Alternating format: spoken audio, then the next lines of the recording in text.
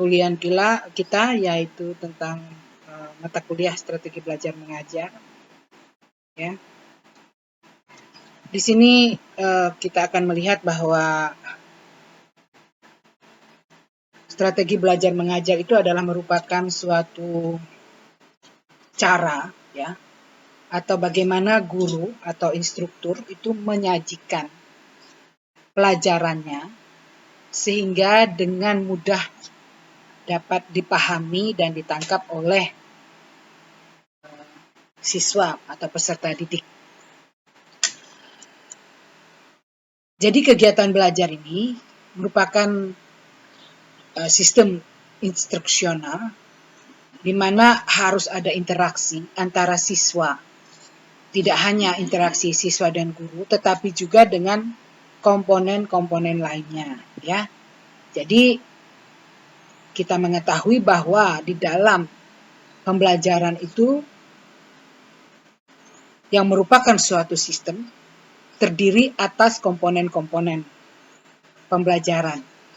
Ya, tidak hanya guru, murid, tetapi juga adalah bagaimana mengelola suatu kegiatan pembelajaran itu agar bisa efektif dan dilakukan secara optimal, ya. Sehingga perlu ada suatu strategi, ya, di dalam penyajian atau yang biasanya disebut dengan metode mengajar. Jadi dengan adanya strategi belajar mengajar ini memikirkan dan mengupayakan konsistensi aspek-aspek komponen pembentuk kegiatan sistem instruksional dengan suatu taktik. Kalau di dalam perang itu suatu siasat, ya. Kata strategi kita tahu beberapa waktu yang lalu sudah Ibu sampaikan bahwa kalau kita melihat arti kata strategi itu sendiri itu adalah pada umumnya dipakai di bidang kemiliteran, ya. Misalnya kalau di dalam perang itu berarti ada strategi perang, seperti itu, ya. Jadi demikian juga halnya di dalam proses belajar mengajar. Berarti di sini strategi belajar mengajar itu adalah suatu pola-pola umum kegiatan guru, anak didik dalam perwujudan kegiatan belajar mengajar untuk mencapai tujuan yang telah ditetapkan.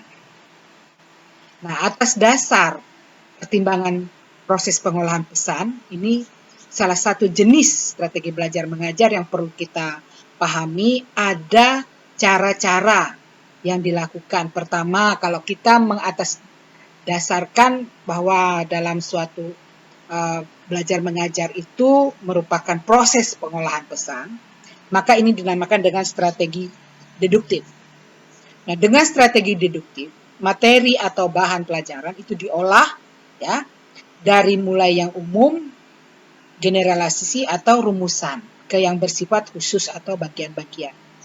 Nah, bagian itu dapat berupa sifat, atribut, atau ciri-ciri strategi. Ya. Nah, deduktif itu dapat digunakan dalam mengajarkan konsep. Ya, baik konsep konkret maupun konsep terdefinisi. Jadi mulai dulu dari yang umum sifatnya baru dirumuskan seperti itu, ya. Itu dinamakan dengan strategi deduktif.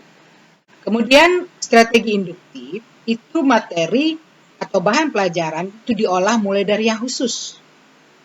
Nah, misalnya saja kita definisikan sesuatu hal, kemudian kita berikan contoh-contohnya, ya.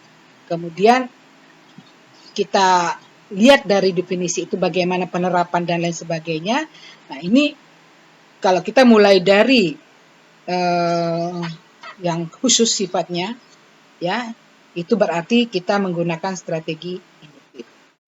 Nah, kalau sekarang bagaimana dengan pertimbangan pengolah pesan? Nah, ini apa strategi belajarnya?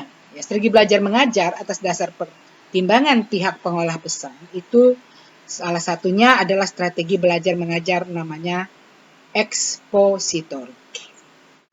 Apa ekspositor? Yaitu di mana dalam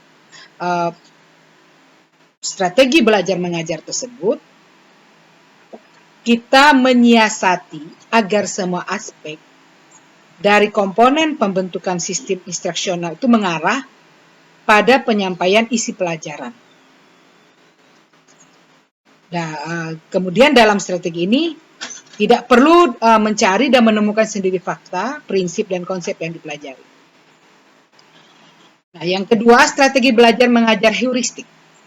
Itu suatu strategi belajar mengajar yang mensiasati agar aspek-aspek dari komponen pembentuk sistem instruksional itu mengarah pada pengaktifan siswa untuk mencari dan menemukan sendiri. Nah, di sini perannya guru itu mengarahkan agar siswa bisa mengkonstruksikan pengetahuannya sendiri ya dari apa yang sudah dia tahu seperti itu. Dia sudah memberikan suatu fakta, prinsip yang harus dia butuhkan seperti itu. Kemudian kalau pertimbangannya, kalau guru yang mengatur. Nah ini apa? Bagaimana strateginya? Seorang guru mengajar kepada sejumlah siswa. Ada strateginya, mungkin dengan melakukan pengajaran bergu atau team teaching. Dengan pengajaran bergu ini, misalnya 2 orang atau lebih guru mengajar sejumlah siswa. Nah, pengajaran bergu dapat digunakan di dalam mengajarkan salah satu mata pelajaran atau sejumlah mata pelajaran yang terpusat kepada suatu topik tertentu. Kemudian ada juga strategi yang berdasarkan pertimbangan jumlah siswa. Nah, ini namanya strategi klasikal, strategi kelompok kecil, strategi individual. Nah, bagaimana kalau pertimbangan strategi mengajarnya atas pertimbangan interaksi guru dengan siswa? Nah, strateginya tatap muka, ya. Kalau kita tatap muka berarti ada yang kita lakukan misalnya lebih baik kalau kita menggunakan alat peraga. Kemudian ada strategi pengajaran melalui media. Nah, guru tidak langsung kontak dengan siswa. Akan tetapi guru mewakilkan kepada media. Nah, contohnya ini. Bisa saja menggunakan video pembelajaran. Ya, guru tidak langsung berhadapan muka dengan siswa, tetapi dengan video pembelajaran guru menyampaikan suatu materi. Kemudian, apa sih hakikat dari strategi belajar mengajar? Kalau kita melihat dari konsep dan prinsip belajar dan pembelajaran, ada 5 atribut pokok dalam belajar yang harus kita pahami. Yang pertama itu adalah belajar itu merupakan proses mental, emosional, atau aktivitas pikiran dan perasaan. Nah, oleh sebab itu di dalam pembelajaran, seorang guru harus memahami, menguasai teori-teori belajar, ya. Karena juga kita mendasari bahwa belajar itu merupakan proses mental, kemudian hasil belajar itu juga merupakan perubahan perilaku, kognitif, psikomotorik maupun afektif. Itu dari teori belajar kita harus pahami semua. Ya. Kemudian belajar itu juga apa sih? Supaya belajar itu melekat, ya harus mengalami. Ya. Jadi belajar merupakan suatu pengalaman, baik secara langsung maupun tidak langsung. Dengan kata lain, di dalam belajar kita harus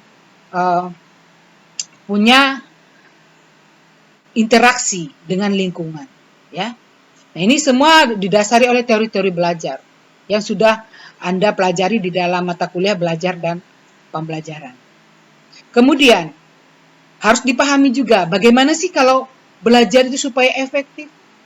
Mulai dari mana? Kita mengetahui bahwa ya di dalam pembelajaran ada 3 fase yang harus kita ikuti. Dimulai dari perencanaan,